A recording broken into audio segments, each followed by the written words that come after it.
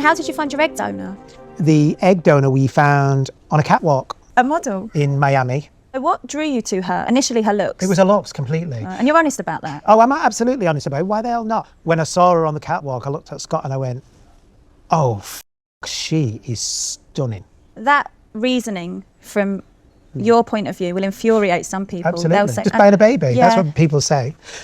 A beautiful baby. Well, most people could do a lot worse than spend 1 month of their life on drugs to give some embryos for 50 grand.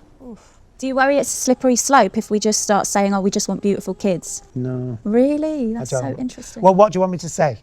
No, to be honest. We need ugly ones as well. The thing about this attitude, this desire, especially from the ultra wealthy in America to either create or obtain beautiful babies that are generally blonde haired and blue eyed, I might add, is that this attitude has actually been around for at least 100 years in this country, and seemingly no one has talked about it. America's longest running designer baby business is our infant adoption industry, and you can just tell throughout history that these preferences have always been there. In her book Kinship by Design, adoption historian Ellen Herman noted that throughout time, adopters specified eye, skin, and hair color and explained their tastes in racial, ethnic, and national terms. And she gives all kinds of examples, not just on this page, but throughout the book. During World War II, one couple in Arkansas adopted a girl and immediately became frustrated because she was, quote, small and peculiar looking. They wanted a round-faced baby with mediumly round features in order to match the husband's wife. Quote, we still want a baby, but I am not willing to take one where I am not satisfied with its features. One couple in New York noted that despite the fact that they were Jewish, they did not want a child who was, quote, heavy Jewish looking, and therefore preferred one who was only half Jewish. It should also probably go without saying that prior to the civil rights movement, adoption agencies throughout the United States, not just most, but pretty much all of them, flat out refused to facilitate adoptions of black children. In fact, if a child was later discovered to be partially black that ended up with white adopters, adoption agencies would get in trouble. It was seen as a social injustice for a somewhat black child to end up with a white family, because how could you possibly do that to a white family?